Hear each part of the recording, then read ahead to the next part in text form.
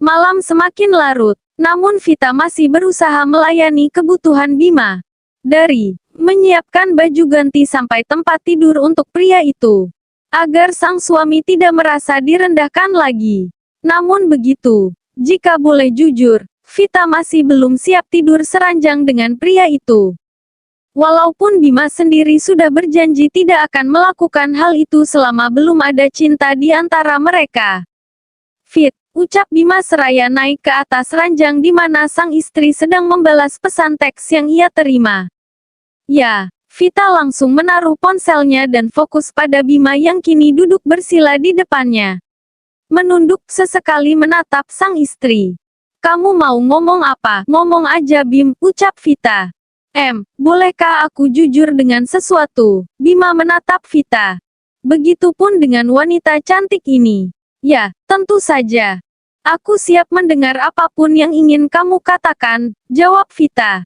Welcome. Jujur aku nggak nyaman kalau aku dan kamu manggilnya dengan sebutan nama. Bolehkah aku memanggilmu sayang Dek, Hani, atau Bi, mungkin?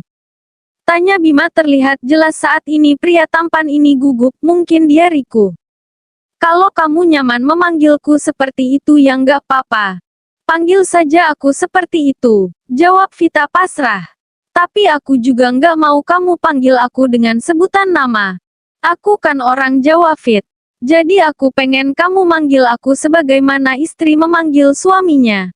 Balas Bima, masih terlihat canggung. Vita diam, hanya tersenyum mendengar permintaan itu. Bagi Vita itu wajar dan dia mengerti. Dengan Rehan, Juan maupun Zain, Vita saja memanggil mereka dengan sebutan abang. Lalu dengan suaminya sendiri masak dengan sebutan nama. Bukankah itu memang tidak etis?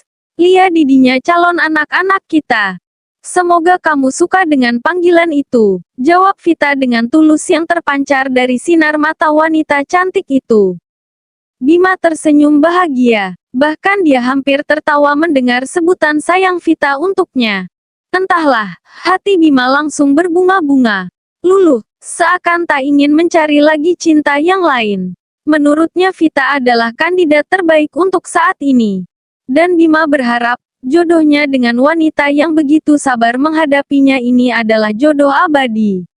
Abadi di dunia maupun di akhirat nanti. Jika boleh jujur, untuk saat ini tak ada kebahagiaan yang bisa menandingi sebutan penuh kasih sayang itu.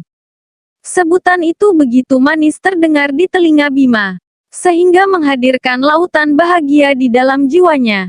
Kamu serius mau memanggilku seperti itu, Dek? Itu manis sekali. Tapi kita kan belum tentu berjodoh dunia akhirat loh.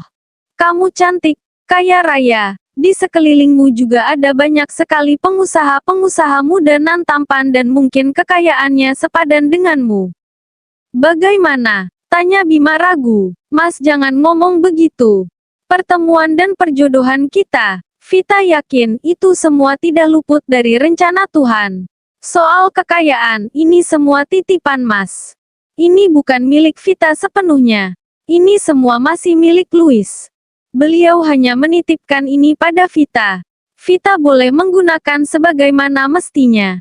Yang penting anak-anak di panti tidak terlantar. Tetap sekolah karena itu adalah amal jariah untuk beliau. Jadi Vita tidak berharap lebih dengan apa yang kita lihat sekarang. Jawab Vita jujur, karena surat wasiat yang Louis tulis memang sedemikian rupa. Dan Vita malah merasa senang dan bangga terhadap mantan suaminya itu.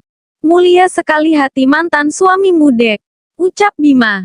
Ya, Vita banyak belajar arti kehidupan dari beliau. Itu sebabnya Vita nggak berani sombong. Karena sombong akan menghancurkan kita sendiri. Kekayaan tidak akan ada artinya kalau kita tidak pandai memanfaatkannya.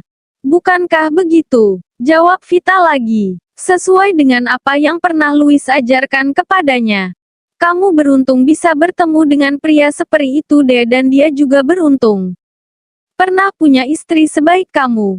Aku jadi cemburu dengan hubungan yang pernah ada di antara kalian. Jawab Bima jujur. Buat apa cemburu Mas? Dia sekarang udah bahagia di surga. Mungkin dia juga udah bertemu dengan cinta pertamanya di sana. Sebelum sama Vita, ternyata dia pernah mau menikah. Tapi gagal karena mempelai wanita meninggal sehari sebelum mereka menikah. Dan aku berharap, saat ini mereka benar-benar bertemu di keabadian.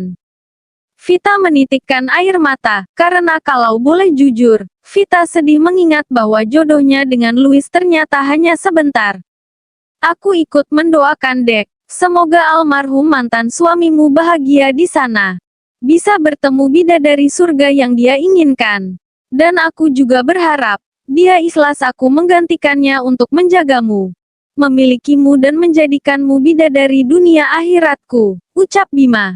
Vita tersenyum, lalu ia pun bertanya, yakin mau jadiin Vita bidadari dunia mas? Nanti nyesel, Vita kan galak, canda Vita, biarin galak tapi kamu manis. Aku menyukainya, dan aku sungguh-sungguh dengan ucapanku. Demi Tuhan aku berharap jodoh kita adalah jodoh dunia akhirat Dek.